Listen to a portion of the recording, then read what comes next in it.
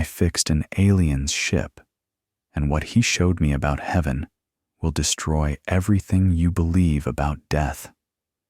I'm not talking about religion. I'm not talking about faith.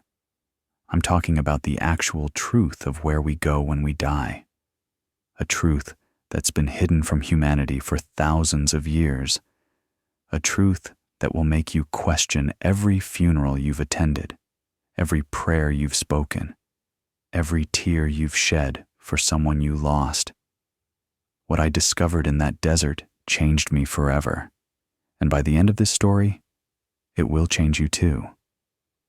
If you're ready to know what really happens after death, what heaven actually is, and why the church never told you the truth, then you need to hear what happened to Tom Sanders on that November night in rural Arizona.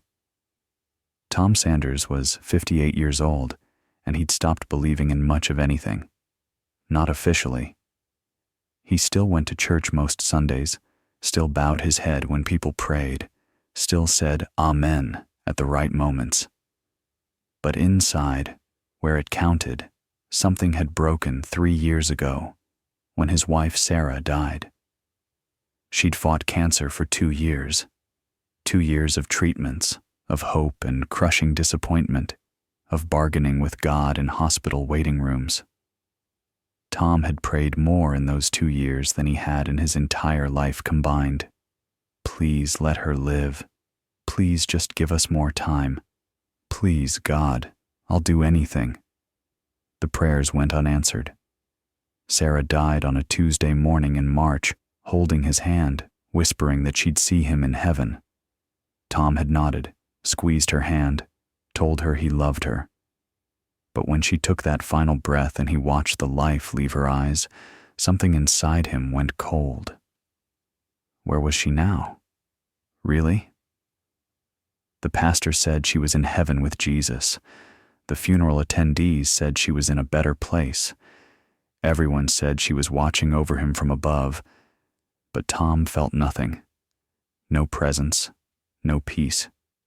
Just crushing, suffocating absence. He'd kept working at his garage on the outskirts of Tucson, fixing cars and trucks for the locals, going through the motions of living. His small house sat another 5 miles out into the desert, isolated, which suited him fine. He didn't want company. He didn't want casseroles from well-meaning neighbors or invitations to church potlucks. He just wanted to understand why his wife had to die, why his prayers meant nothing, and where she actually was, if she was anywhere at all. It was 11:47 on a Thursday night when everything changed. Tom had been lying in bed, unable to sleep as usual, listening to the desert wind rattle the windows. Then came the sound. Not thunder, though the sky had been threatening rain all evening. This was different, deeper. A sound he felt in his chest more than heard with his ears. The whole house shook. Pictures rattled on the walls. And then silence. Tom sat up, his heart pounding. His first thought was an earthquake, but Arizona didn't get earthquakes like that. His second thought was an explosion, maybe something at the military base 60 miles north. But this had come from close, very close. He got out of bed, pulled on his jeans and boots, grabbed a flashlight from the kitchen drawer. His hand hesitated over the shotgun in the closet, then grabbed it too. Whatever had made that sound, he wanted to be ready. The desert air was cold when he stepped outside. November nights in Arizona could drop 40 degrees from the daytime high. Tom's breath misted in the beam of his flashlight as he scanned the darkness. At first, he saw nothing, just scrub brush, cacti, and the endless expanse of desert stretching toward the mountains. Then he saw the glow. About 200 yards out, past the rocky outcropping behind his property, something was emanating a soft blue light. Not fire, not anything he recognized, just a pulsing, ethereal glow that made the hairs on the back of his neck stand up. Tom's rational mind screamed at him to go back inside, call the sheriff, let someone else deal with whatever this was. But something else, something deeper, pulled him forward. Maybe it was 3 years of numbness finally giving way to feeling something, even if that feeling was fear. Maybe it was the mechanic in him, curious about anything that moved or made sound. Or maybe, on some level he couldn't articulate, he knew this was important. He walked slowly, flashlight in one hand, shotgun in the other, his boots crunching on the desert floor. As he got closer, he could see the shape. It was big, maybe the size of a small trailer, but the geometry was all wrong. Too smooth, too seamless. The metal, if it was metal, seemed to shift color in the blue glow, like oil on water, and it was half buried in the sand, like something that had impacted at high speed but hadn't exploded. Tom stopped about 50 feet away, his mouth dry, his mind struggling to process what he was seeing. This wasn't a plane. It wasn't a helicopter. It wasn't anything from any military he knew about. The shape was organic but mechanical, curved but angular, familiar but utterly alien. And then he saw it move. Not the craft. Something beside it. A figure, humanoid but wrong, working on an open panel on the side of the vessel. Long limbs, movements that were too fluid, too graceful. Tom's blood turned to ice. What you're about to hear has been hidden from humanity for thousands of years. Once you understand this truth, your view of heaven and death will shatter completely. This isn't comfortable. This will challenge everything the church told you was real. But if you're ready to see what's actually happening, you need to subscribe and turn on notifications right now. Because what you're about to witness will expose a truth that powerful people don't want you to know. There's no going back after this. Tom took a step backward, his boot hitting a rock. The sound echoed in the desert silence. The figure spun around instantly, and Tom found himself staring into eyes that were too large, too dark, too impossibly black. They locked onto him across the distance, and Tom felt his entire body lock up. He couldn't move, couldn't scream, couldn't even lower the shotgun that suddenly felt like it weighed 1,000 pounds. This isn't happening, his mind screamed. This isn't real. This is a nightmare. I'm going to wake up. The figure didn't move toward him. It just stood there, perfectly still, watching.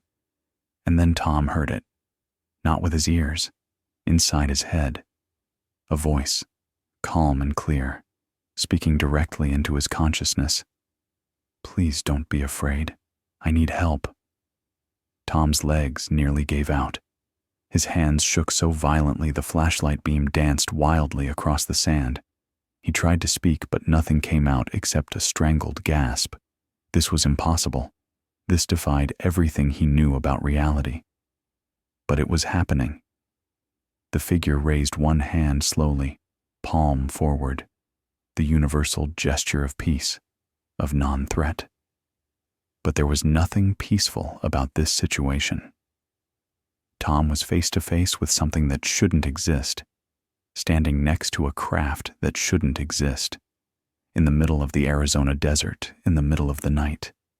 Every instinct screamed at him to run, to get back to the house, to lock the doors and pretend this never happened. But he didn't. Maybe it was shock. Maybe it was curiosity. Or maybe, somewhere deep in his grief-hollowed chest, Tom Sanders was just too tired of the emptiness to be afraid anymore. If this thing killed him, at least he'd know what came next. At least he'd finally have an answer to where Sarah was. At least the not knowing would end. I won't hurt you, Tom. The voice came again, gentle, patient. I'm stranded. My ship is damaged. I saw your dwelling. I saw the machines you repair. You understand how things work. I need that understanding. Tom's mind latched onto the absurdity of it. An alien, A real, actual alien was asking him for mechanical help. Like this was just another broken-down pickup truck on the side of the road. The thought was so ridiculous that a laugh bubbled up in his throat, half hysterical. "This isn't real," he finally managed to say out loud, his voice hoarse. "I'm having a breakdown. Sarah died, and I'm finally losing my mind. This is real, Tom. I know it's difficult to accept, but I am here. You are here. And I need your help. If you help me repair my ship, I will answer any question you have, any truth you seek. I've been watching your world for a very long time. I know things about death, about what you call heaven, that your religions have never told you." The words hit Tom like a physical blow. Heaven. This thing, this being, was talking about heaven.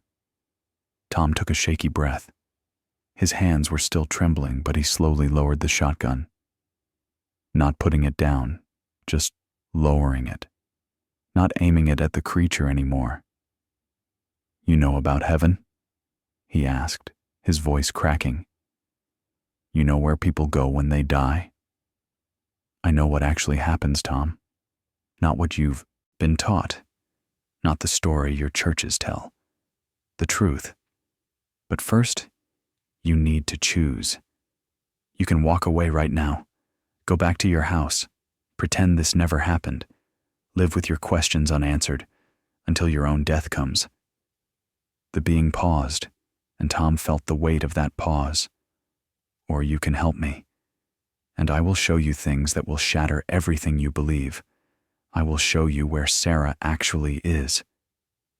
Tom felt tears burn his eyes at the sound of his wife's name. How did this thing know her name? How did it know anything about him? But the questions didn't matter. Nothing mattered except the possibility, however insane, that he might finally get answers. That he might finally know if Sarah was somewhere, anywhere, or if death was just nothing. "If I help you," Tom said slowly, his voice steadier now, "you'll tell me the truth about what happens after we die? About heaven?" "Yes, and I'll show you. Not just tell you. Show you.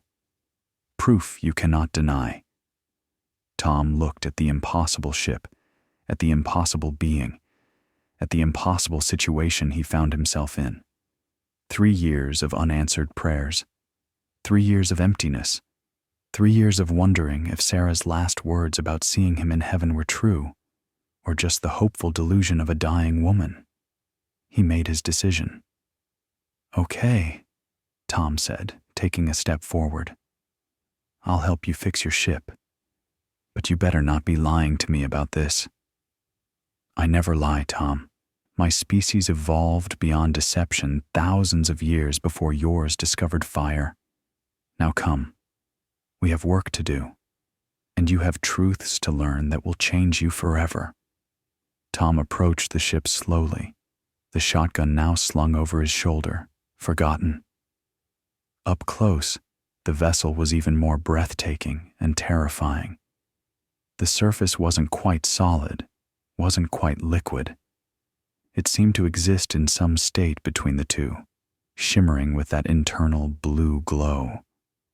The being stood beside the open panel, and in the light from Tom's flashlight, he could see it more clearly now. Grayish skin with an almost luminescent quality. A body that was thin, almost fragile-looking, but moved with a grace that suggested strength. Those massive eyes, black and bottomless, watching him with what Tom could only describe as patience. "What do I call you?" Tom asked, his voice barely above a whisper. "You may call me Ezra. It's not my true name, but it's a sound your mouth can form." Tom nodded, not trusting his voice. Ezra gestured to the open panel, and Tom leaned in with his flashlight. What he saw made his mechanic's brain both recoil and ignite with curiosity.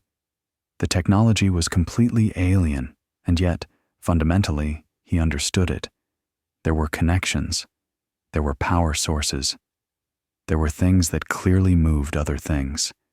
The principles were universal, even if the execution was beyond anything Earth had created. This here. Tom pointed to a crystalline structure that had a visible crack running through it. This is your power source, isn't it? Yes. The primary crystal that converts zero-point energy into propulsion. It fractured during atmospheric entry. I can't repair it alone. I need tools, materials, and most importantly, I need someone who understands mechanical systems intuitively. Tom studied the crystal, his mind already working through possibilities. I don't have alien crystals in my garage, he said, almost smiling despite the insanity of the situation. But I might be able to jury-rig something. High-density epoxy, carbon fiber reinforcement. It won't be pretty, but it might hold long enough to get you home. That's all I need, Tom.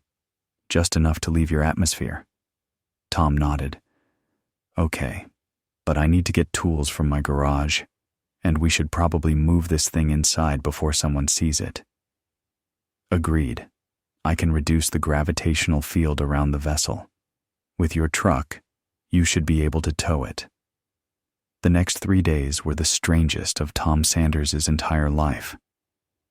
That first night, they managed to get the ship into Tom's large garage, the one he'd built behind his house for working on bigger vehicles.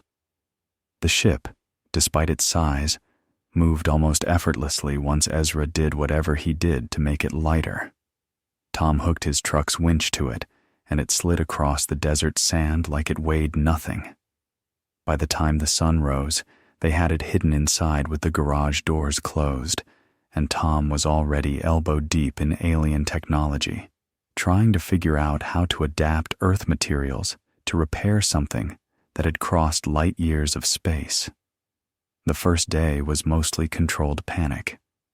Tom worked with shaking hands, hyper-aware of the being just feet away, watching his every move. Ezra would occasionally reach past him, adjusting something, explaining through that telepathic voice what each component did. The more they worked together, the more Tom's fear began to dissolve. There was something about working on a mechanical problem, even an impossible one, that grounded him. This was what he knew. This was familiar territory, even if the machine wasn't. And Ezra, despite being completely alien, despite being something that shouldn't exist, was patient, kind even. When Tom made a mistake, there was no judgment, just gentle correction.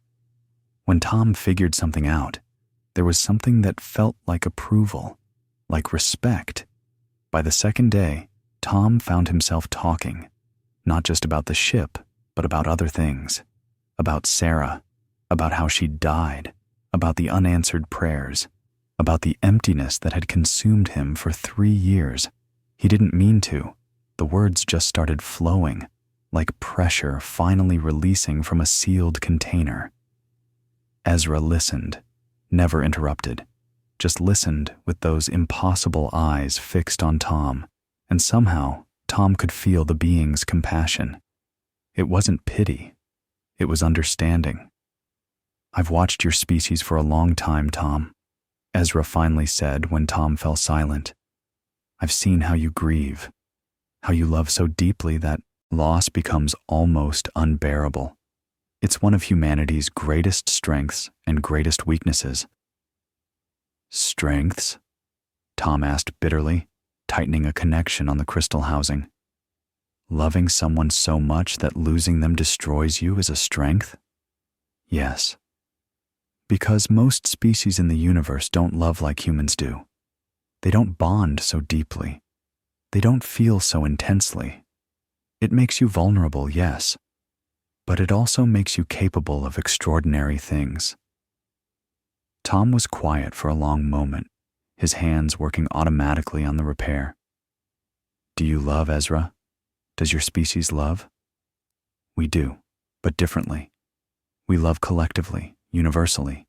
You love individually, specifically. Both are valid. Both are beautiful. But yours creates more pain because when that specific individual is gone, the loss is acute. Tom felt tears prick his eyes. He wiped them away with the back of his greasy hand. I just want to know she's okay. I just want to know she's somewhere. She is, Tom, but not in the way you've been taught to believe. Tom looked up sharply. What does that mean? On the third day, as Tom was making the final adjustments to the crystal housing, he finally asked the question that had been burning in his mind since that first night.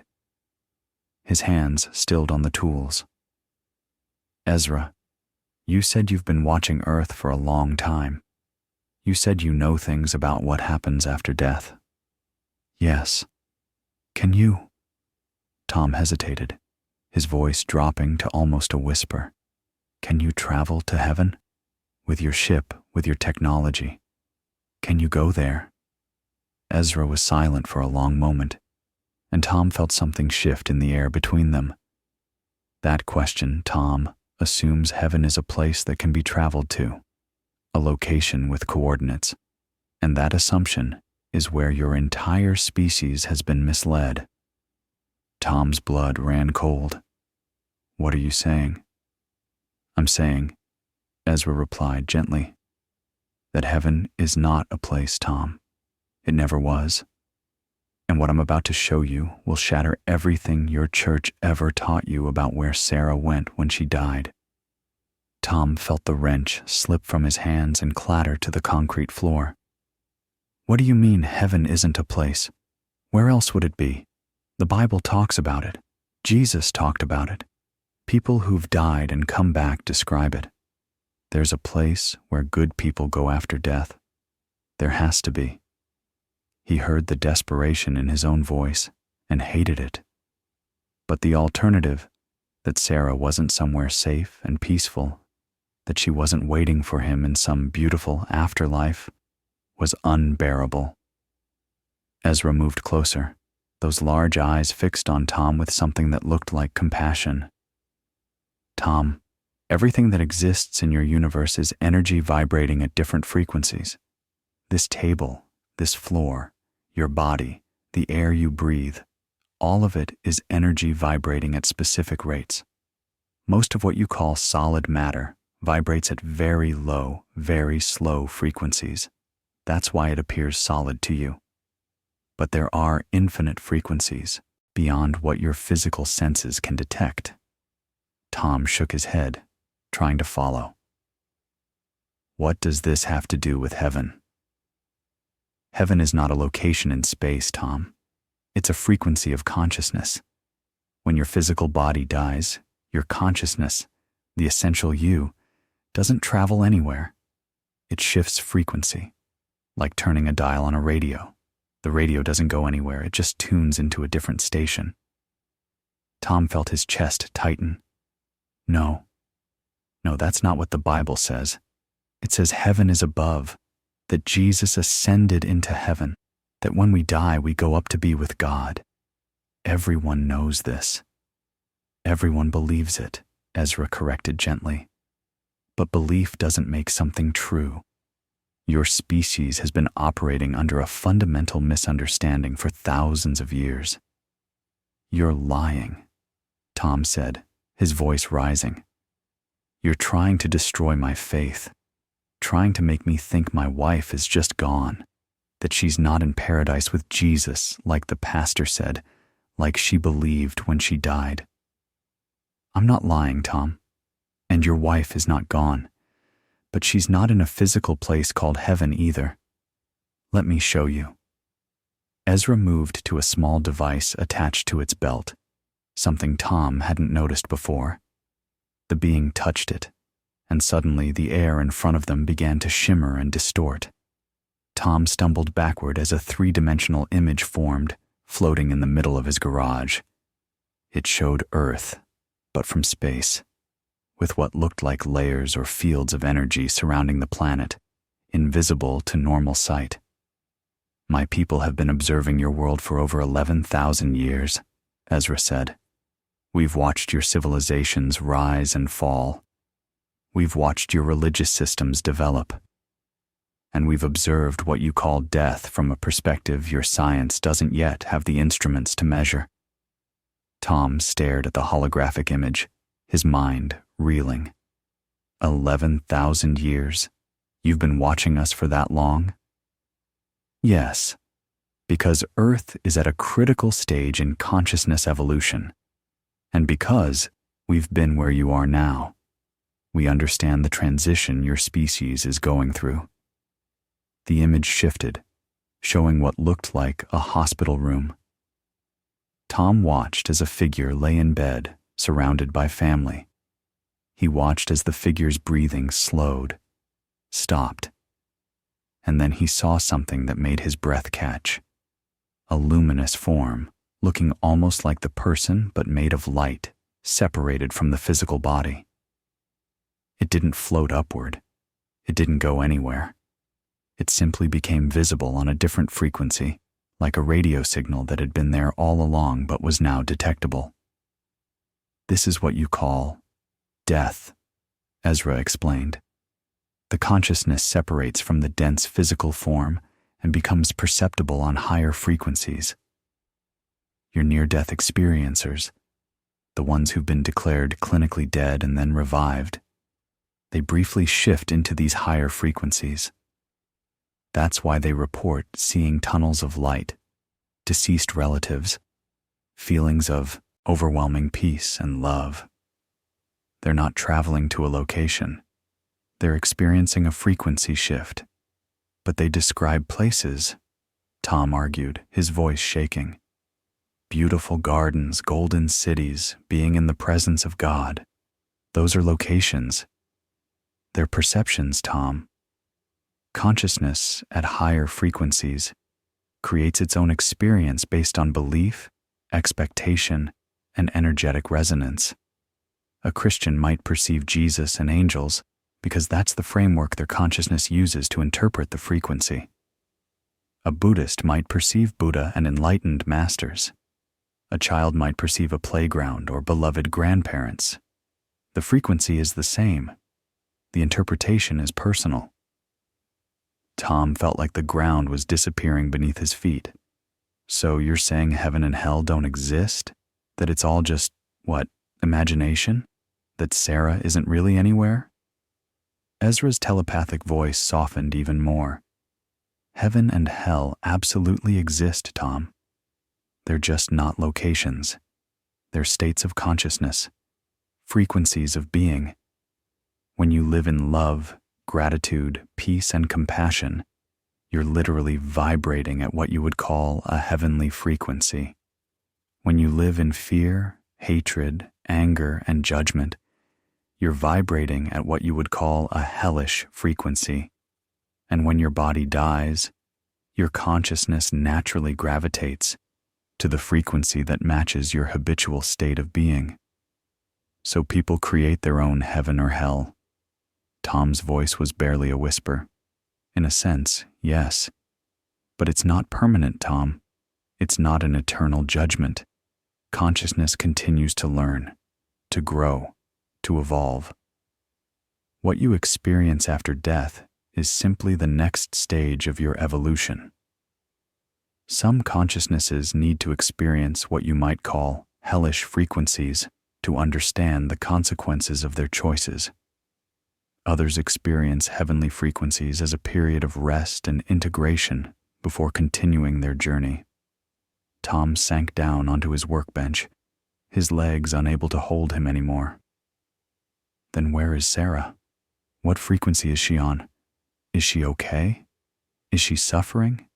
Is she even aware anymore? She's more aware than she ever was in her physical body, Tom. She's experiencing a frequency of consciousness that you would absolutely call heavenly. But she's not in a place waiting for you. She's in a state of being, learning, growing, evolving. And Tom, this is important. She's not as far away as you think. Tom looked up sharply, tears streaming down his face. What does that mean? It means the separation you feel is an illusion created by the difference in frequencies. Your consciousness is locked into the dense physical frequency. Hers is operating on a much higher frequency. But you're not in different locations. You're just on different stations of the same radio. And with the right understanding, with the right tools, it's possible to tune into each other's frequency, even briefly. Tom's heart nearly stopped. Are you saying I could see her? Talk to her? Ezra was quiet for a moment. I'm saying I can show you where she actually is. Not a place, Tom. A state of being. And I can help you understand that death isn't the end you fear it is. But you need to be ready for what that means. Ready? Tom's voice cracked. How can anyone be ready for something like this? You're telling me everything I believed about death, about the afterlife, about where my wife is. It's all wrong. How am I supposed to be ready for that? By seeing the truth with your own eyes, Ezra replied. Words alone will never be enough. Your species needs evidence. So let me show you what we've documented over thousands of years of observation. Ezra touched the device again, and the holographic image expanded, filling nearly half of Tom's garage. This time, instead of showing Earth from space, it showed what looked like a hospital room, but the perspective was strange, as if the camera was seeing on multiple levels simultaneously. Tom could see the physical room, the bed, the medical equipment, but he could also see something else. Layers of energy, fields of light that pulsed and flowed around everything. This is how we observe your world, Ezra explained. We see not just the physical frequency, but multiple frequencies simultaneously. Watch carefully, Tom. This recording is from 7 years ago. A woman in New York City, natural death from old age. Tom watched as an elderly woman lay in the hospital bed, surrounded by what appeared to be her family. Adult children holding her hands, a few grandchildren standing nearby. He could see her breathing growing shallower, slower, and then he saw something that made every hair on his body stand up. As her physical body went still, there was a subtle but unmistakable shift. A luminous form, shaped like the woman but composed entirely of radiant energy, began to separate from the dense physical form. It didn't float upward toward the ceiling. It didn't go anywhere. It simply became visible, like a different channel on a television suddenly becoming clear. The energy form of the woman seemed confused at first, looking down at her body, then at her family, who were crying around the bed. She reached out toward them, but her hand passed through theirs. They couldn't see her, couldn't feel her. She was operating on a frequency they couldn't perceive. Tom, watch what happens next, Ezra said softly. The woman's energy form turned away from her body, and suddenly the space around her began to change. Not physically, but Tom could see it on the holographic recording. A kind of opening appeared, a tunnel or vortex of brilliant light. The woman moved toward it, not walking but simply shifting, drawn by something, and as she entered it, her form became brighter, more radiant, until she disappeared from the recording. That's it, Tom whispered. That's the tunnel of light people talk about when they have near-death experiences. Yes, Ezra confirmed. But it's not a physical tunnel, Tom. It's a dimensional shift. A transition from one frequency of consciousness to another. The tunnel is how your consciousness interprets the process of moving between frequencies. It appears as light, because higher frequencies naturally appear as light to consciousness still accustomed to physical perception. The image changed, showing another transition. This time a young man, victim of a car accident. Tom watched the same process. The separation of the energy form from the physical body, the confusion, the realization, and then the tunnel of light, the shift, the transition to a frequency the recording could no longer fully capture. Another image, an elderly man dying peacefully in his sleep at home. Another image, a middle-aged woman, sudden heart attack. Another image, a child, illness. Each time, the same fundamental process, consciousness separating from the physical form, a period of confusion or realization, and then the shift to a higher frequency. But in every case, Tom noticed something crucial. None of them went up. None of them traveled to a distant location. They simply changed state, like water becoming steam, still present, but in a different form. "Why do they all see the light?" Tom asked, his voice hoarse. "Why is that universal?" "Because higher frequencies naturally appear as light to consciousness," Ezra explained. "Your physical eyes detect only a tiny fraction of the electromagnetic spectrum. But consciousness, freed from the limitations of physical eyes, perceives a much wider range. What you call the light is simply consciousness becoming aware of frequencies that were always there, but previously invisible. It's not a place you go to. It's a state you shift into." The holographic images continued, showing dozens of transitions, each slightly different, but following the same basic pattern. Some people seem to resist the transition, their energy forms clinging to their physical bodies or to living loved ones. Others moved through quickly, almost eagerly. Some appeared to be met by other luminous forms, what humans would interpret as deceased loved ones or angels. But Ezra explained that these were simply consciousnesses operating on similar frequencies, providing guidance and comfort during the transition. Tom watched it all with tears streaming down his face. Part of him wanted to look away, to reject what he was seeing. But another part of him, the part that had been hollow and empty for 3 years, was desperate for understanding. "What happens after the tunnel?" he asked.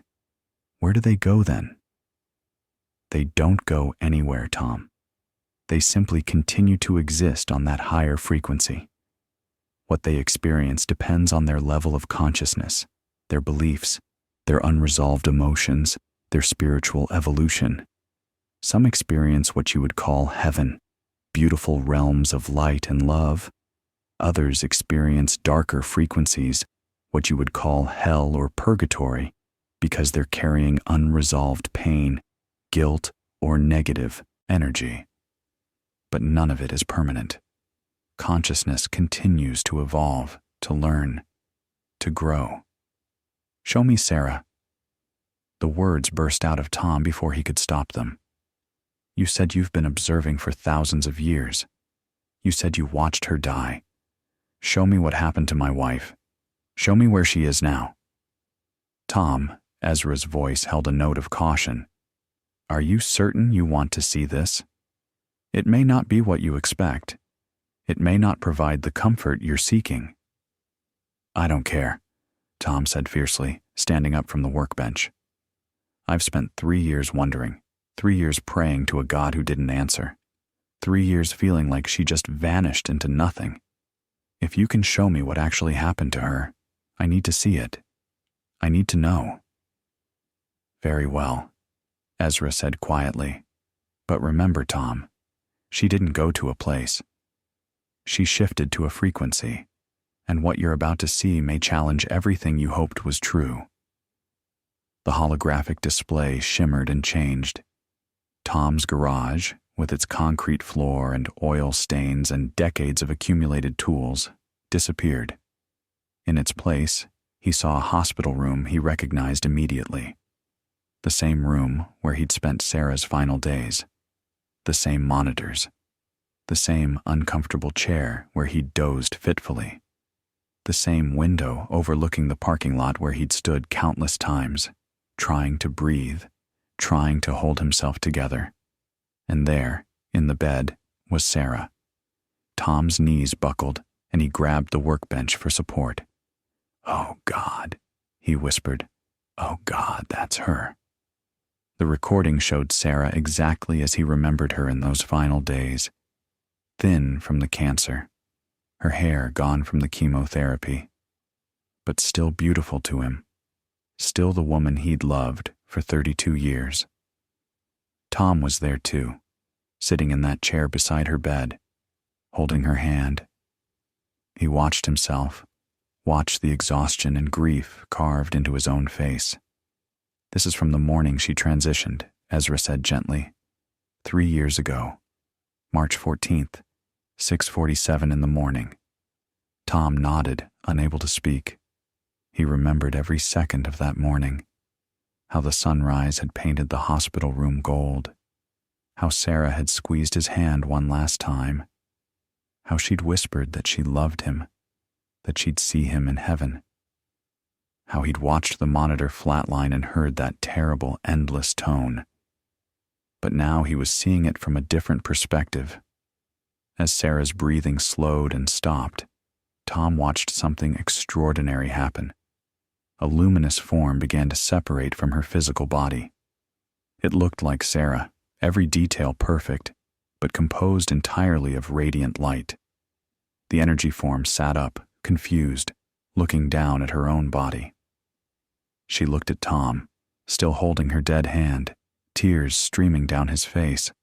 She reached out to touch his face, but her hand passed through him. Tom, watching the recording, felt his heart shatter all over again. "She tried to touch me," he choked out. "She was right there and I couldn't see her. I couldn't feel her. She was operating on a different frequency, Tom. Your physical senses couldn't detect her. But she was there. Watch." The energy form of Sarah stood up from the bed, looking around the room. She seemed torn, looking back at her body, at Tom, then toward something else. And then it appeared.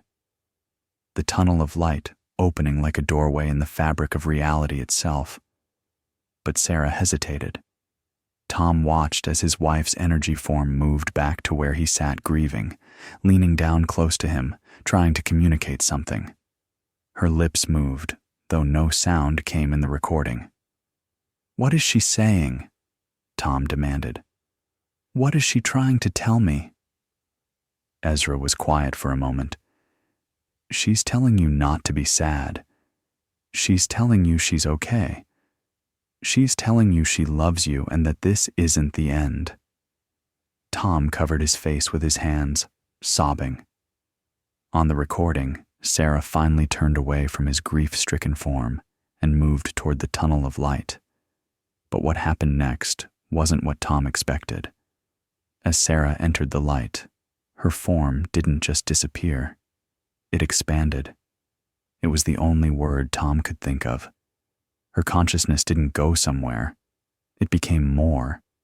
It spread out, growing larger, brighter, more radiant, until it seemed to encompass everything in the recording, and then simply shifted into a frequency too high for even Ezra's technology to fully capture.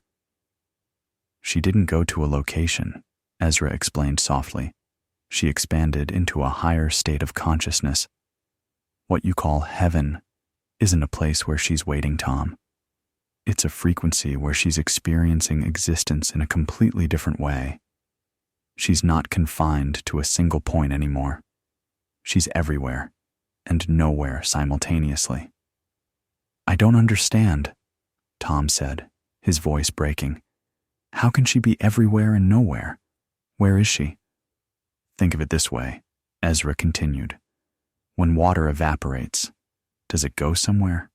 Or does it simply change form, becoming vapor that spreads through the air? It's still H2O. It's still fundamentally water. It just exists in a different state." Sarah's consciousness did the same thing. She's not gone. She's transformed. She exists in a state of being that your physical senses can't detect, but she's no less real.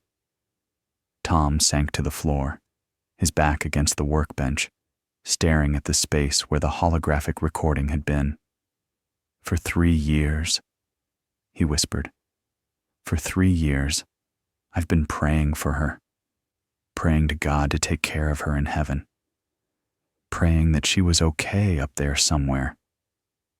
"Your prayers weren't unanswered, Tom," They were misdirected. You were praying to a location, to a distant heaven somewhere in the sky. But Sarah isn't in a location. She exists in a frequency of consciousness that's actually much closer than you think. Every time you felt her presence, every time you sensed she was near, you weren't imagining it. You were briefly touching that frequency. I have felt her, Tom said, looking up at Ezra. Sometimes, late at night, I swear I can feel her in the house, like she's standing right there. But then I tell myself I'm just imagining it, that grief is making me crazy. You're not crazy, Tom. You're briefly perceiving a frequency your physical senses normally can't detect. Love creates a resonance between consciousnesses. Even across different frequencies, that resonance remains. Every time you think of her with love, you're actually connecting with her on some level, not in a distant heaven, right here, right now. Tom felt something crack open in his chest. 3 years of grief, 3 years of believing Sarah was gone, separated from him by an impossible distance, trapped in some faraway paradise he couldn't reach. But she wasn't far away. She hadn't left. She just changed form, like water becoming vapor, still present but invisible to his physical eyes. Can she hear me when I talk to her? Tom asked, his voice small, childlike. Yes. Not the way your physical ears hear, but consciousness perceives intention, emotion, thought. Every time you've spoken to her, she's perceived it. Every time you've cried for her, she's felt it. And Tom, this is important. She wants you to understand that she's not suffering. She's not waiting in isolation. She's experiencing a state of being that is beyond anything you can imagine while in a physical body. Is she happy? It was the question that had haunted him for 3 years, the question that had made sleep impossible, that had made breathing feel like drowning. Happiness, as you understand it, is a limited concept, Tom. She's experiencing something beyond happiness. Peace, understanding, love without the limitations of physical form. She's not in pain. She's not afraid. She's not alone. She's existing in a frequency where separation is an illusion and love is the fundamental fabric of reality. Tom sat there on the cold garage floor, tears streaming down his face. But for the first time in 3 years, they weren't tears of despair. They were tears of relief. Sarah wasn't gone. She wasn't trapped somewhere unreachable. She'd just transformed into something he couldn't see but could feel. And suddenly, every moment over the past 3 years when he'd sensed her presence made sense. She'd been there all along. He'd just been looking in the wrong direction.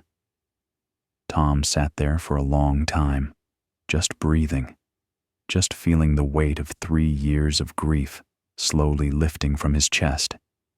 But as the initial shock and relief began to settle, a new emotion rose up inside him. Anger. Hot, sharp anger that made his hands clench into fists. "Why?" he said, his voice low and dangerous. "Why didn't anyone tell me this? Why do churches teach that heaven is a place up in the sky? Why did the pastor at Sarah's funeral stand there and tell everyone she was in a better place, looking down on us from heaven? Why have I spent 3 years praying to a God up there when she's been here all along?" Ezra was quiet for a moment before responding. "That, Tom, is a much more complicated question, and the answer will make you angrier than you already are. Tell me." Tom stood up, wiping his face with his sleeve. "Tell me why my entire faith, everything I was taught since I was a kid, is based on a lie." "It's not entirely a lie," Ezra began carefully. "It's a distortion, a simplification that served specific purposes. Your species has always needed frameworks to understand death. Early humans created concepts of afterlife because the alternative, that death was simply the end, was too terrifying to accept. So they imagined places where the dead went, happy hunting grounds, fields of reeds, gardens of paradise. These weren't malicious lies. They were attempts to make sense of something incomprehensible. But we're not early humans anymore, Tom said. We have science. We have technology.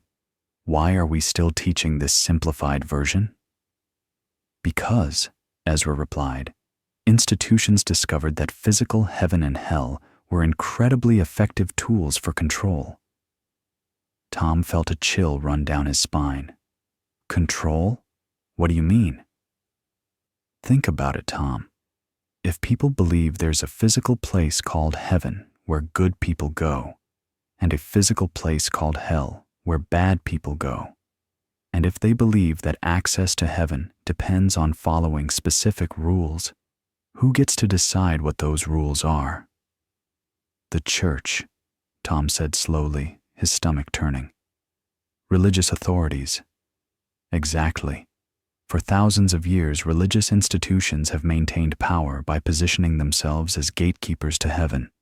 They taught that salvation required their intervention, their rituals, their approval. Pay your tithes, attend services, obey the doctrine, confess your sins to priests, follow our interpretation of Scripture, and if you don't, you'll go to hell forever. Tom thought about all the sermons he'd heard over the years, all the warnings about eternal damnation, all the emphasis on being worthy, on being saved, on following the rules or facing punishment. But Jesus, Tom began, then stopped. Jesus didn't teach that, did he? No, Ezra said softly. Jesus tried to teach the truth. He said the kingdom of heaven is within you, not up in the sky, not in some distant paradise, within. He said you will do greater works than I have done. He said the Father and I are one, and he invited his followers to experience that same unity. He was teaching about consciousness, about frequency, about the divine nature that exists within every human being. Then why? Tom's voice was shaking with anger now. Why did the church change it? Why did they turn it into something about external judgment and punishment? Because people who understand their own power don't need institutions, Tom. People who know that heaven is a frequency they can access within themselves don't need priests to intercede. People who understand that they create their own experience after death through their level of consciousness don't need churches to tell them how to be saved. The truth sets people free, and freedom is dangerous for those who profit from control. Tom leaned against the workbench, his mind reeling. So everything I've been taught, everything the church has taught for 2,000 years, it's all been a way to maintain power? Not entirely, Ezra clarified. Many religious teachers genuinely believed what they taught. They were operating within frameworks they inherited, frameworks that had been distorted over centuries. But yes, the core distortion, that heaven and hell are physical locations requiring external salvation, has served institutional power very effectively. Think about how much money flows into religious organizations. Think about how much political influence religious authorities wield. Think about how many people live in fear of eternal punishment if they don't obey. Tom felt sick. He thought about Sarah, dying afraid she hadn't been good enough. He thought about all the people he knew who lived with constant guilt, constant fear of not measuring up to some impossible standard. What's the actual truth then? He asked. If heaven and hell aren't places, what are they? States of consciousness, Ezra explained. Frequencies of being. When your physical body dies, your consciousness naturally gravitates to the frequency that matches your habitual state of being during life. If you lived in love, gratitude, compassion, peace, You vibrate at a high frequency. Your consciousness shifts into what you would call heavenly states, beautiful realms of light, profound understanding, connection with other high-frequency consciousnesses. But if you lived in hatred, fear, anger, judgment, you vibrate at a low frequency. Your consciousness experiences darker states, isolation, suffering, what you would call hell. So, people do experience hell? Tom asked. Some do, yes, but it's not a punishment imposed by an external God. It's a natural consequence of their vibrational state.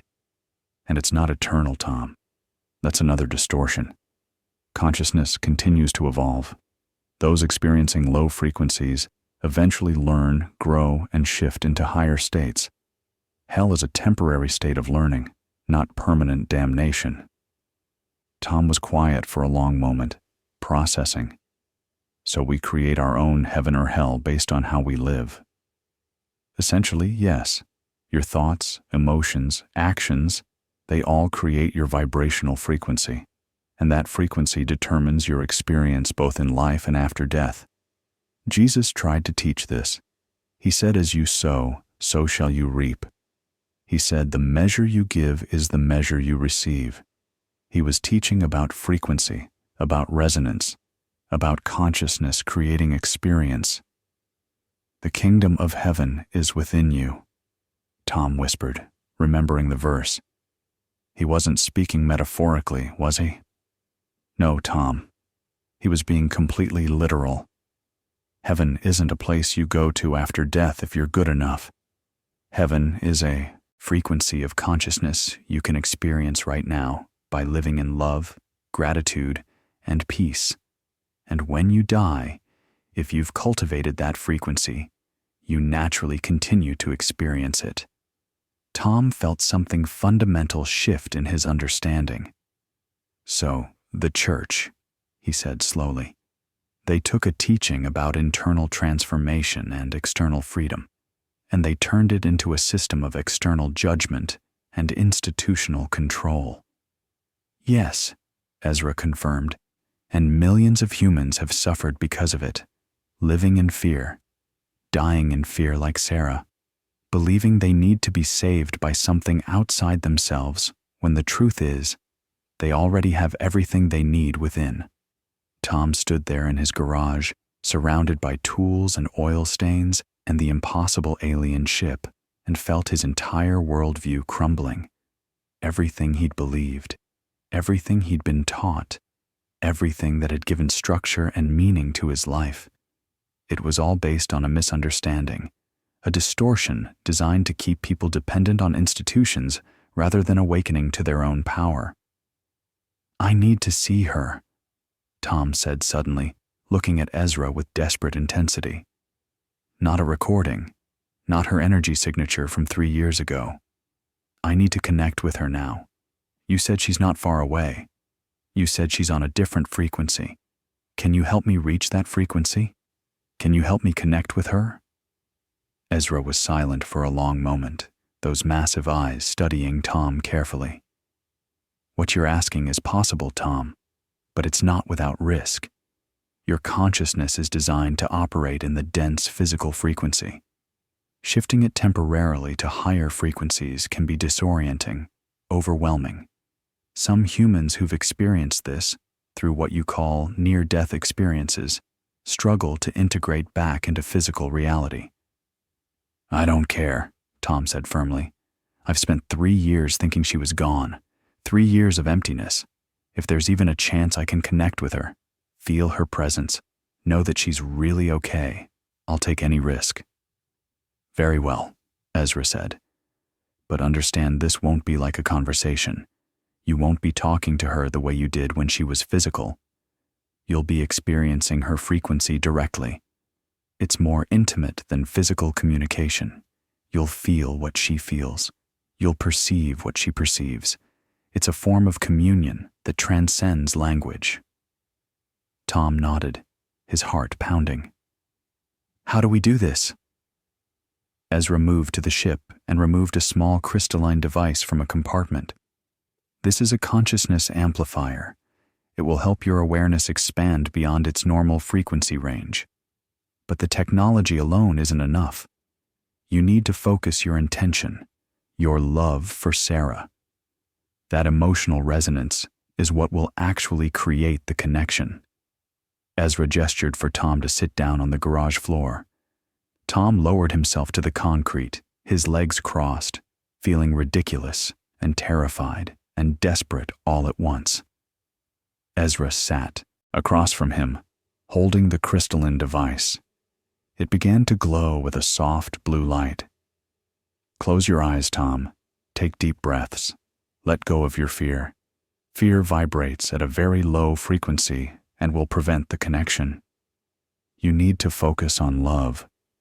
Remember the best moments with Sarah. Remember the feeling of loving her, not the grief of losing her, the joy of having her. Tom closed his eyes and took a shaky breath. Images flooded his mind. Sarah laughing at his terrible jokes. Sarah in her wedding dress, radiant and beautiful. Sarah holding his hand during a thunderstorm because she was afraid. Sarah falling asleep on his shoulder during late-night movies. Sarah. His Sarah. The love he felt for her was a physical thing in his chest, warm and expansive and aching. Good, Tom. Ezra's voice came softly. Now I'm going to activate the amplifier. You may feel strange sensations. Stay focused on the love. Let it guide you. Tom felt a subtle vibration begin in his body, starting at the base of his spine and moving upward. It wasn't unpleasant, just strange, like every cell was suddenly humming at a different frequency.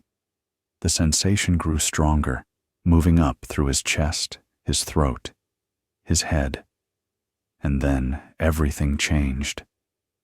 Tom felt his consciousness expand.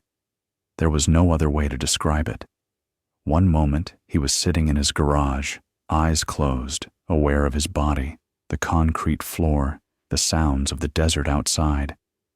The next moment, he was vast, limitless. His awareness stretched out in directions he didn't have words for, perceiving frequencies of reality that had always been there but invisible to his normal senses. And then he felt her. Sarah.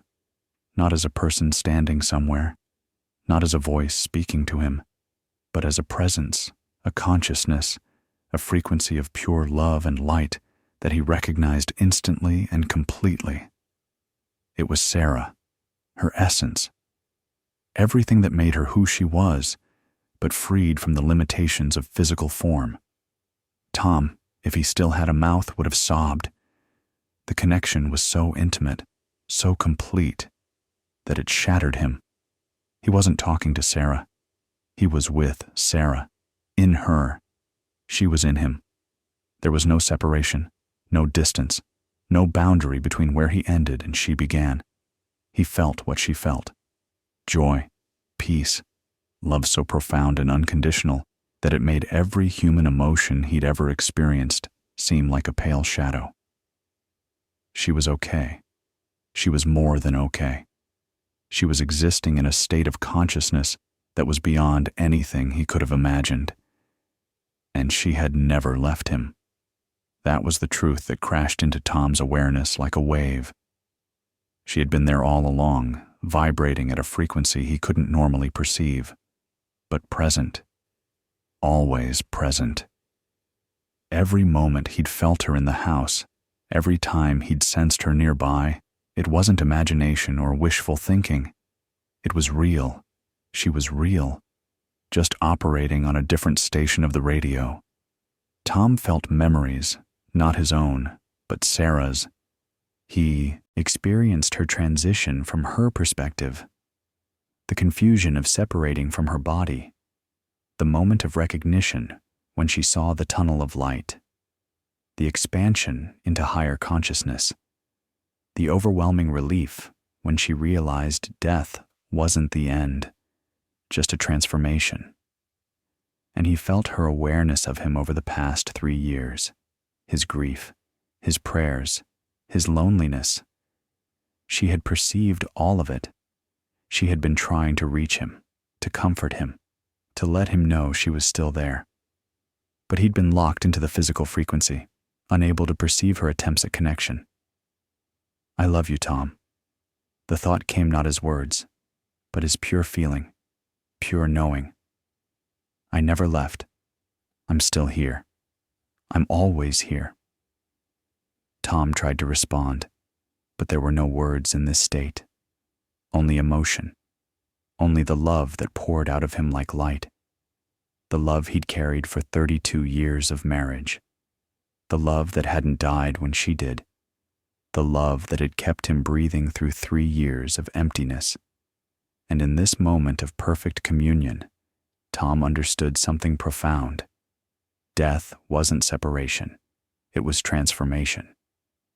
Sarah hadn't gone anywhere. She'd simply changed form, like water becoming vapor, still H2O, still present, just invisible to physical senses. The separation he'd felt for 3 years wasn't real. It was an illusion created by the limitation of his physical perception. And then, gently, the connection began to fade. Tom felt himself being pulled back, his consciousness contracting, returning to the dense physical frequency of his body. "No," he wanted to cry out. "Not yet. Don't let me go." But the process was inexorable. His awareness collapsed back into his physical form. He felt the concrete floor beneath him, felt his body sitting there, felt tears streaming down his face. He opened his eyes. Tom gasped, his whole body shaking. He was back in the garage, sitting on cold concrete, tears pouring down his face. But they weren't tears of grief anymore. They were tears of overwhelming relief, of joy, of something so profound he didn't have words for it. Ezra sat across from him, the crystalline device still glowing softly in the being's hand. "She's really there," Tom whispered, his voice hoarse. "She's been there all along. I felt her, not like remembering her or imagining her. I felt her consciousness, her presence, her love. Yes, Tom, and now you understand. Death is not the end. It's not separation. It's transformation. Consciousness doesn't cease when the body fails. It simply shifts to a different frequency, a different state of being." Tom wiped his face with his hands, trying to compose himself, but the experience had shattered something fundamental in him. Every wall he'd built around his grief, every defense mechanism he'd used to survive the past 3 years, it all crumbled. "Tell me everything," he said, looking at Ezra with desperate intensity. "Tell me exactly what happens when we die. Not the church version, not what people hope happens. The truth. I need to understand the full picture." Ezra set the crystalline device aside and settled into a more comfortable position. "Very well, Tom. But understand that what I'm about to explain is based on millennia of observation, not speculation. We've watched billions of human consciousnesses transition through death. We've documented the process with technology that can perceive frequencies your science doesn't yet know exist." "I'm listening," Tom said. "When the physical body ceases to function," Ezra began, "consciousness separates from it. You saw this in the recordings. There's usually a brief period of confusion as the consciousness realizes it's no longer confined to the body. Some humans immediately understand what's happening. Others struggle with the transition, not wanting to let go of physical life." "What happens next?" Tom asked. "After the confusion?" "The tunnel of light, as you call it. But it's not actually a tunnel, Tom. It's the consciousness shifting from the dense physical frequency into higher frequencies. It appears as a tunnel or vortex, because that's how human perception interprets dimensional transition. As you move through it, your consciousness expands. And then something extraordinary happens. The life review." Tom leaned forward. I've heard about that. People who've had near-death experiences talk about seeing their whole life flash before their eyes. It's more than that, Tom. Much more. Your entire life, every moment from birth to death, becomes available to your consciousness simultaneously. You don't just remember it, you experience it again. But this time, you experience it from every perspective. Every perspective. Tom's voice was barely a whisper. What does that mean? It means you don't just feel what you felt during your life. You feel what everyone else felt because of your actions.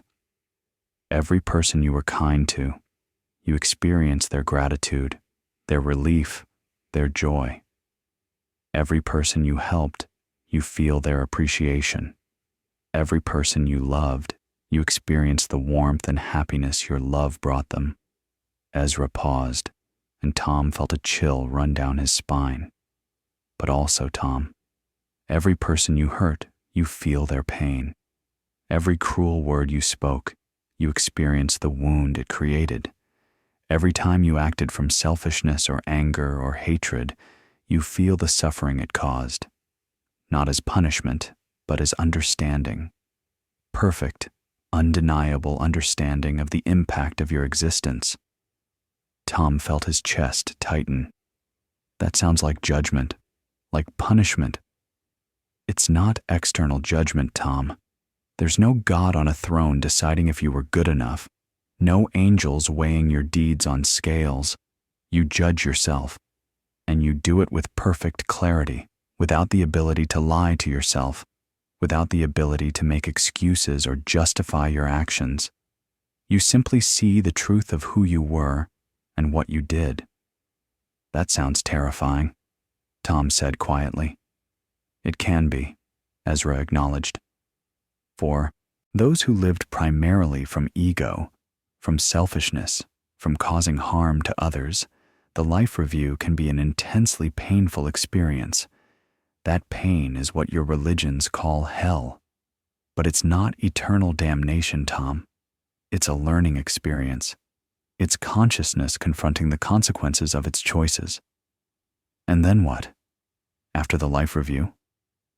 Then you rest in whatever frequency matches your overall vibrational state. Some consciousnesses move into what you would call heavenly frequencies, realms of light, love, peace, profound understanding.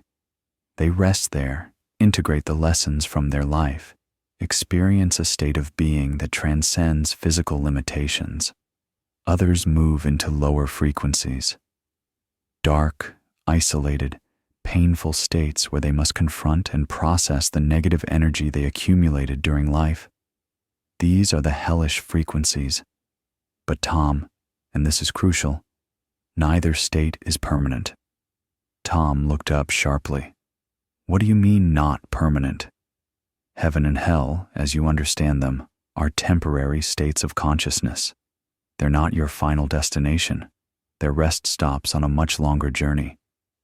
What longer journey? Tom's heart was pounding now. The journey of consciousness evolution, Ezra explained.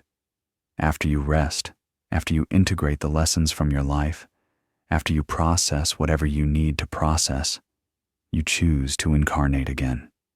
Incarnate? Tom's voice cracked. You mean reincarnation? That's real? Yes, Tom. Consciousness returns to physical form repeatedly, learning different lessons, experiencing different perspectives, growing and evolving through countless lifetimes. The Buddhist and Hindu traditions understood this truth. Christianity largely lost it, though hints remain in your scriptures. Jesus himself spoke of being born again, though the meaning was later distorted. Tom felt like the ground was disappearing beneath him again. So we don't just die once and go to heaven or hell forever?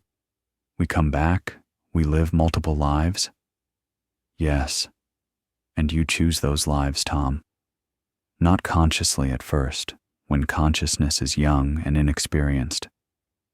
But as you evolve, as you gain wisdom and understanding through multiple lifetimes, You begin to choose your incarnations deliberately. You choose the lessons you need to learn. You choose the experiences that will help you grow. Why? Tom asked. Why would anyone choose to come back to this, to suffer, to struggle? Because consciousness seeks to understand itself fully, Ezra said, to experience every possible perspective, to learn what it means to be human from every angle, rich and poor, healthy and sick, powerful and powerless, oppressor and oppressed, loving and hateful. You cycle through these experiences over many lifetimes until you've learned everything physical existence can teach you. And then what? After you've learned everything?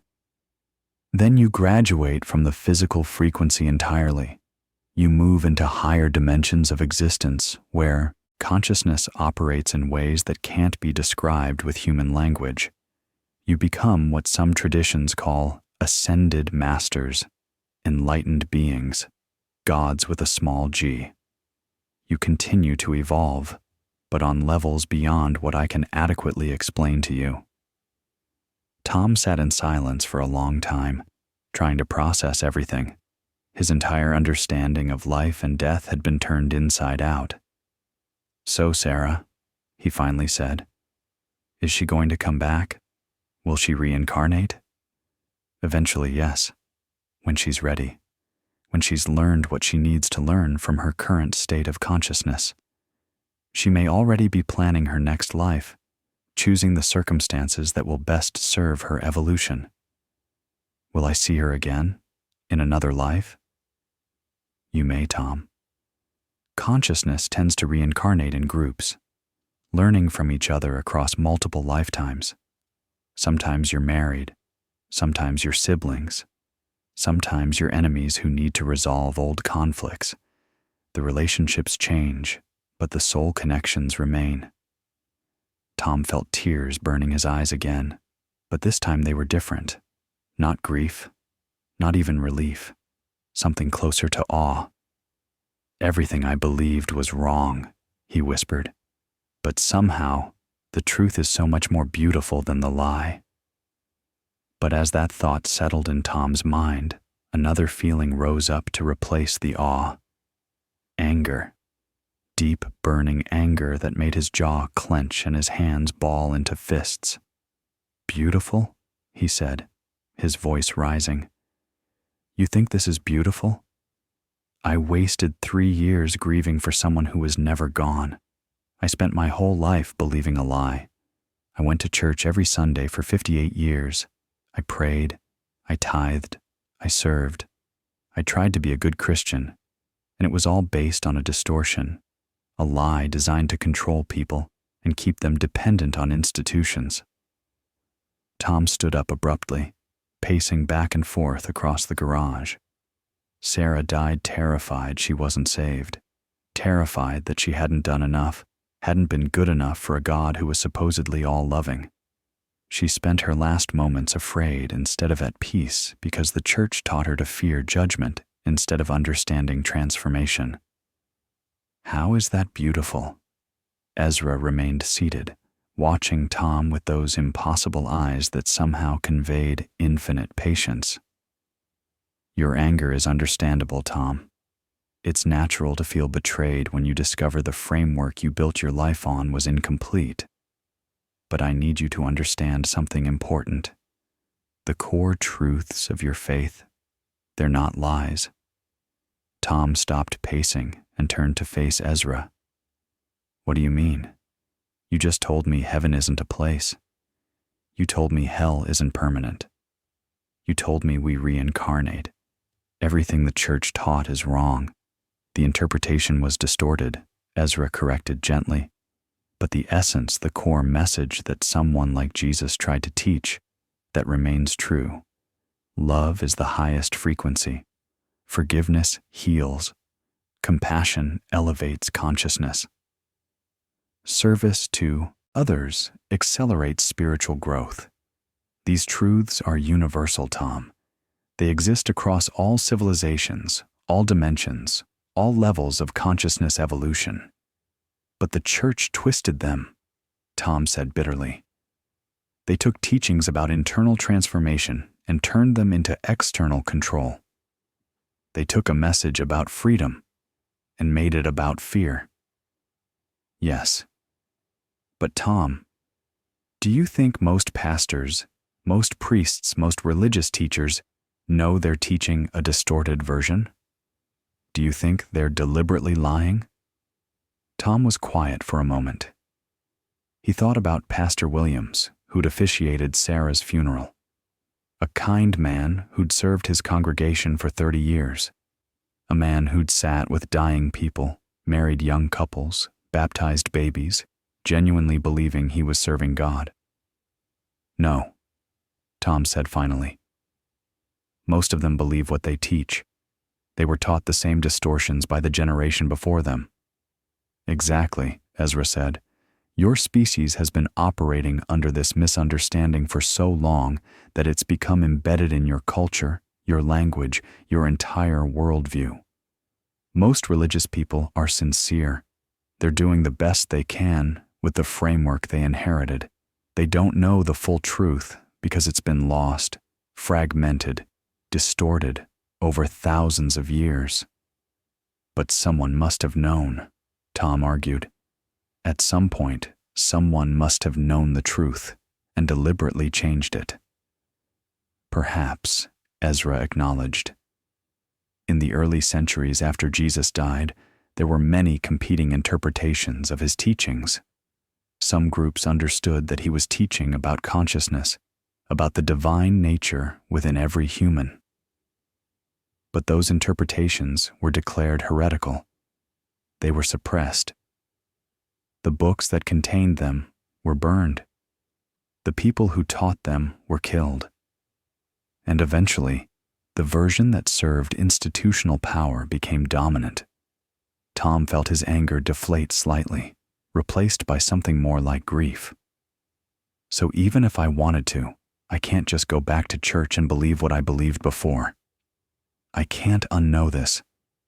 I can't unsee what you've shown me. No, Tom, you can't. Expanded consciousness cannot contract. Once you've perceived higher frequencies, once you've experienced direct connection with your wife's consciousness, once you've understood the truth about death and reincarnation, you can't return to the limited view you held before. Tom sank back down onto the floor, his head in his hands. Then what do I do? How do I live with this? Do I become bitter? Do I spend the rest of my life angry at churches for lying? Do I try to tell people the truth and get labeled as crazy? Those are choices only you can make, Tom, Ezra said softly. But let me offer you a perspective. You can choose bitterness, or you can choose growth. You can focus on what was distorted, or you can focus on what remains true. You can rage against institutions, or you can quietly live in alignment with deeper truth and let your transformed life speak for itself. Tom looked up. What do you mean? I mean, you now understand something most humans don't. You know death is transformation, not ending. You know consciousness is eternal. You know love transcends physical form. You know Sarah is not lost. These truths have liberated you from fear, from grief, from the crushing weight of separation. You can live differently now, Tom. More freely, more fully, more aligned with the love that is the fundamental frequency of the universe.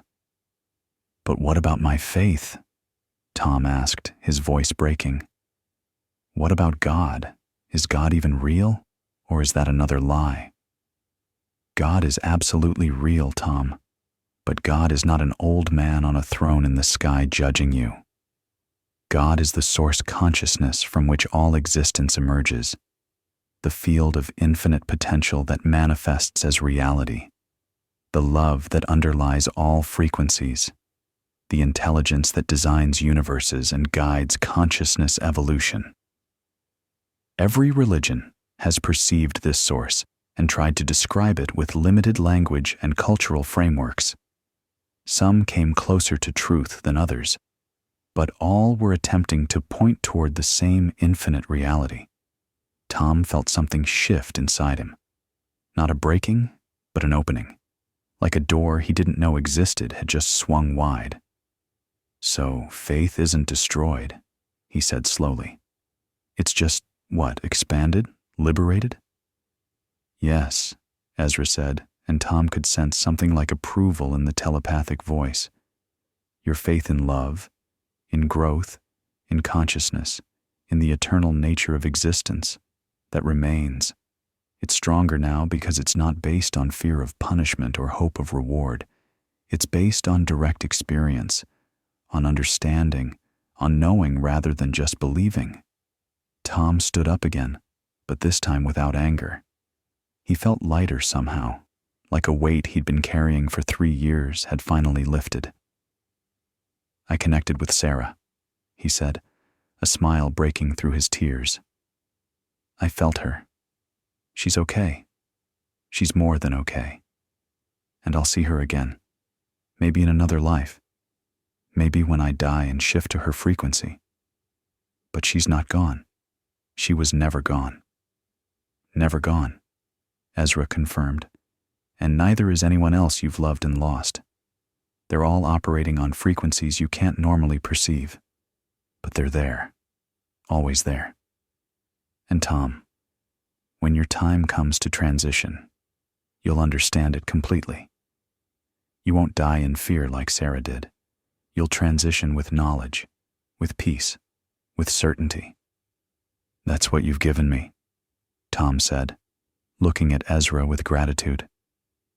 "Not the destruction of faith, the liberation of it." The next morning, Tom and Ezra finished the final repairs on the ship. Tom's hands, calloused and stained with grease from 40 years of mechanical work, moved with confidence across alien technology that should have been incomprehensible. But it wasn't. The principles were universal. Energy flow, power conversion, structural integrity, different materials, different designs. But fundamentally, it was still just a machine that needed fixing. And Tom knew how to fix machines. "There," he said, stepping back and wiping his hands on a rag. "The crystal housing is reinforced. The power coupling is stable. It's not elegant, but it should hold long enough to get you home." Ezra moved to the panel, those long fingers touching various points that glowed in response. "I'm detecting full functionality, Tom. The repairs are more than adequate. You have a gift, a true understanding of how systems work." Tom felt a strange pride at the compliment from a being who had crossed light years of space. "When will you leave?" "Tonight, after dark. It's safer that way, less chance of being detected by your military systems." Tom nodded, feeling an unexpected sadness. 3 days ago, he'd been terrified of this being. Now he was sad to see it go. "Ezra, I don't know how to thank you. You've given me back something I thought was lost forever. Hope, understanding, connection with Sarah. You gave me the ability to return home, Tom. We've both given each other gifts. But before I leave, I want to give you one more." Ezra moved to a compartment in the ship and removed a small device, similar to the consciousness amplifier but smaller, designed to be worn.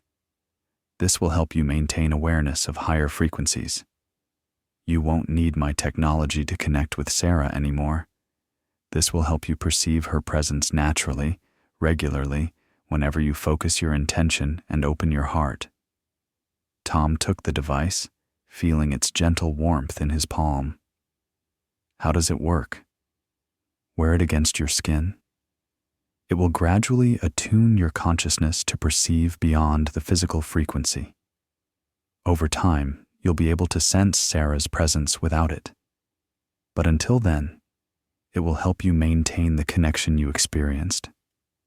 The separation you felt for 3 years will never return." Tom felt tears burn his eyes again. "I don't know what to say." Say nothing, Ezra replied gently. Just live in truth, share it when appropriate. Help others who are suffering the same grief you suffered. Be an example of someone who knows death is not the end. That night, as the desert sky darkened and stars emerged in their thousands, Tom stood outside his garage watching Ezra prepare to depart. The ship hummed with power, that blue glow intensifying. Ezra stood at the opening, looking at Tom one final time. Remember what I told you, Tom. Humanity is waking up. All across your planet, people are beginning to question the old narratives. They're having experiences like yours. They're connecting with deceased loved ones. They're perceiving higher frequencies. They're understanding that consciousness is eternal. You're not alone in this awakening. What happens when enough people wake up? Tom asked. Then your entire civilization shifts, Ezra said. The old systems based on fear and control collapse. New systems based on love and understanding emerge. Your species evolves beyond war, beyond suffering, beyond the limited consciousness that has trapped you for millennia. It's already beginning, Tom. You're part of the first wave. Tom nodded, committing the words to memory. Will I see you again? Perhaps, if you continue to evolve your consciousness, if you raise your frequency high enough. We're always watching, Tom, always supporting those who are ready to awaken. And with that, Ezra entered the ship. The opening sealed seamlessly. The vessel rose soundlessly from the garage floor, floated out into the desert night, and then simply vanished, not flying away, just ceasing to exist in the physical frequency, shifting into dimensions Tom's eyes couldn't perceive. 3 months later, Tom Sanders sat in his small living room with another widower from town. Jim Patterson had lost his wife 2 months ago. Cancer, like Sarah.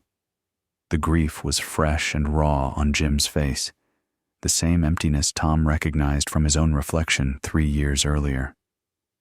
I just don't understand, Jim was saying, his voice breaking. We prayed. Everyone prayed. But she died anyway. And now the pastor says she's in a better place, but I don't feel that. I just feel like she's gone, like I'll never see her again. Tom set down his coffee cup, choosing his words carefully. Jim, what if I told you she's not gone, not in the way you think? Jim looked up, eyes red from crying. What do you mean? I mean, what if death isn't the end? What if it's just a transformation? What if your wife is still here, just operating on a frequency you can't normally perceive? Tom reached for the small device Ezra had given him, which he now wore on a cord around his neck. 3 months ago, I would have said the same thing you're saying. But then something happened that changed everything I believed about death. He didn't tell Jim about the alien. That would be too much, too unbelievable. But he told him about consciousness, about frequencies, about how love transcends physical form, about how grief is the illusion of separation when there is no actual separation. He told him about prayer, and how it's not about begging an external God, but about connecting with the love that exists within and around everything. Jim listened, at first skeptical, then curious, then hungry for the hope Tom was offering. How do you know this? How can you be sure? Because I've experienced it, Tom said simply. I've felt Sarah's presence, not imagined it, felt it. She's not in some distant heaven waiting for me. She's here, shifted to a different state of being, but present. And your wife is too, Jim. You just have to learn how to perceive her. Over the following weeks, Tom found himself having similar conversations with others. Word spread quietly through the small Arizona community. That mechanic, Tom Sanders, he's different now. Something changed in him after his wife died.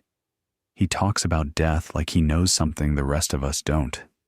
Some people dismissed him as crazy, as grief-broken, as having lost his faith.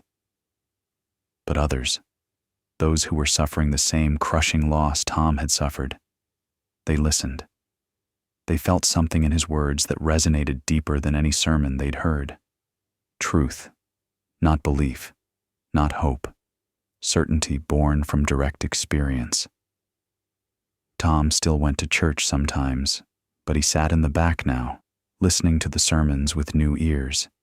He heard the distortions clearly, the emphasis on external salvation, the fear-based teachings about judgment and hell. But he also heard the core truths buried beneath the distortions. Love one another. Forgive. The kingdom is within you. He didn't argue with the pastor, didn't try to change anyone's beliefs. He just lived differently, more peacefully, more openly, and people noticed.